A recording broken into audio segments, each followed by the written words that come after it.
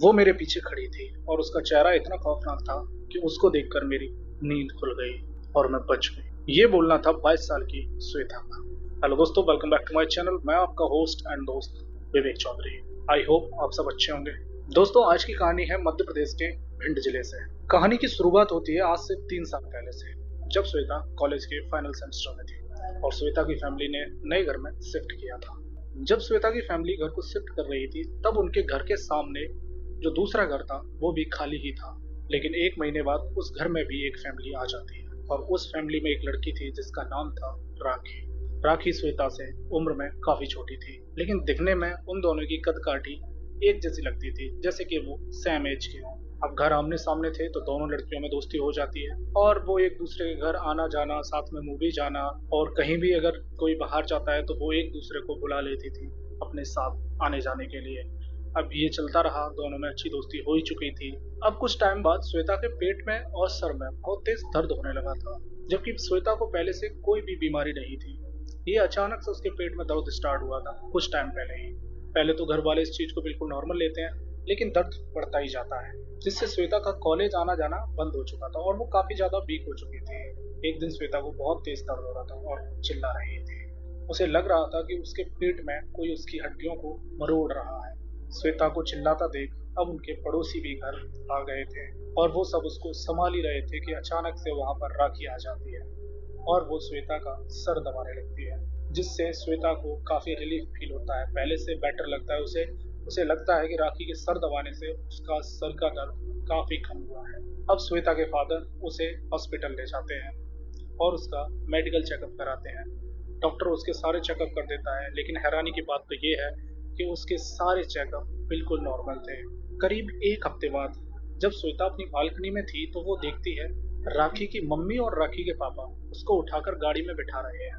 जब वो पूछती है कि आंटी क्या हुआ, तो राखी की मम्मी बताती हैं, बेटा इसे भी तुम्हारी वाली बीमारी हुई है, इसके भी सर में और पेट में दर्द हो रहा है। दोस्तों, यहाँ पे आपने कुछ नोटिस किया होगा। नोटिस ये किया होगा कि जब श्वेता के पेट में दर्द हो रहा था और सर में दर्द हो रहा था तो राखी जाकर उसका सर दबाती है।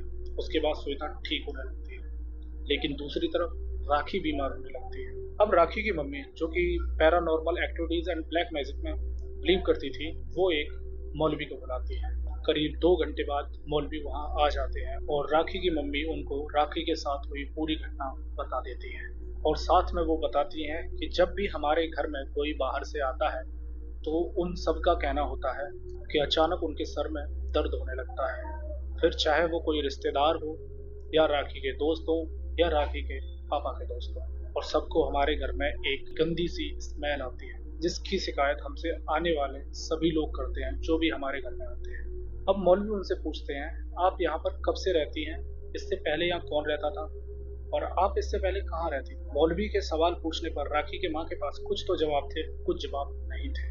राखी की माँ बताती हैं कि एक टाइम पर हमने इस घर में एक मेड रखी थी, तो जब वो घर का काम कर रही थी तो अचानक उसके सर में दर्द होता है और वो रोने लगती है और साथ ही में उसे फर्श पर खून दिख रहा था, जो कि रियलिटी में यहाँ पर था ही नहीं। उनका कहना था कि लास्ट टाइम वो जिस कॉलोनी में रहती थी उस कॉलोनी में हर महीने किसी न किसी की डेथ हो जाती थी, जिसके चलते वो लोग घबराए हुए थे और उन्होंने अचानक से वो कॉलोनी उन्होंने छोड़ दी और इस कॉलोनी में शिफ्ट हो गए।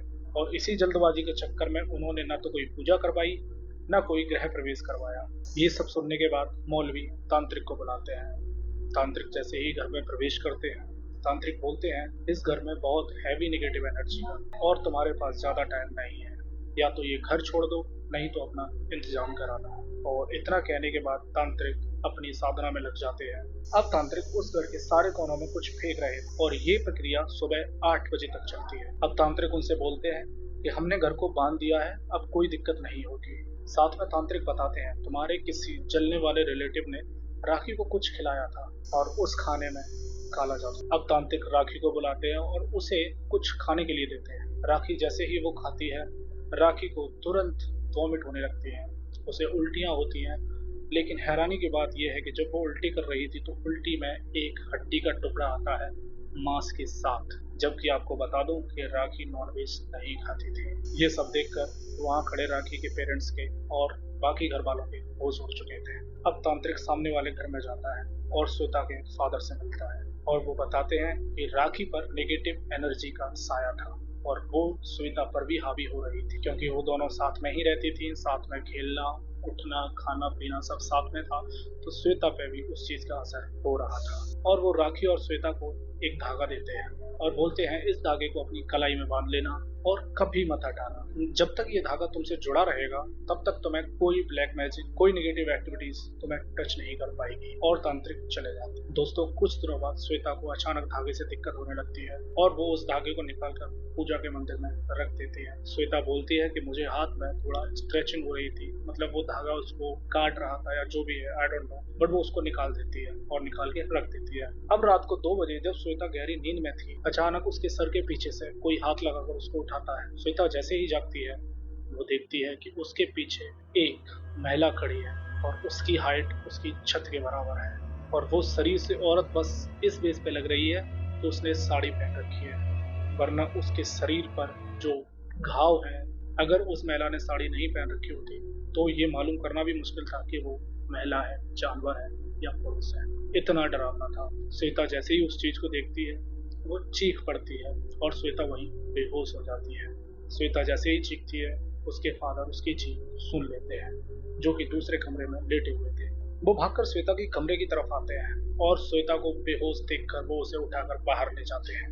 थोड़ी देर बाद जब श्वेता को होश आता है तो वो ये सारी घटना के बारे में घर वालों को बता देती है और दौड़कर उस मंदिर में रखे धागे को उठाकर अपने हाथ में फिर से बांध लेती है। ब्लैक मैजिक का डर इतना कि अब श्वेता दोनों समय घर में आरती पूजा में बराबर हाथ बटाती, खुद ही आरती करती, खुद ही पूजा करती और वो धागा बांधने के बाद पिछले 3 साल से श्वेता को कोई दिक्कत नहीं हुई है। तो दोस्तों आपको कहानी कैसी लगी कमेंट में जरूर बताएं और आपके रियल इंसिडेंट से रिलेटेड कोई भी कहानी है तो प्लीज मेरी मेल आईडी पर जरूर शेयर करें। थैंक यू दोस्तों।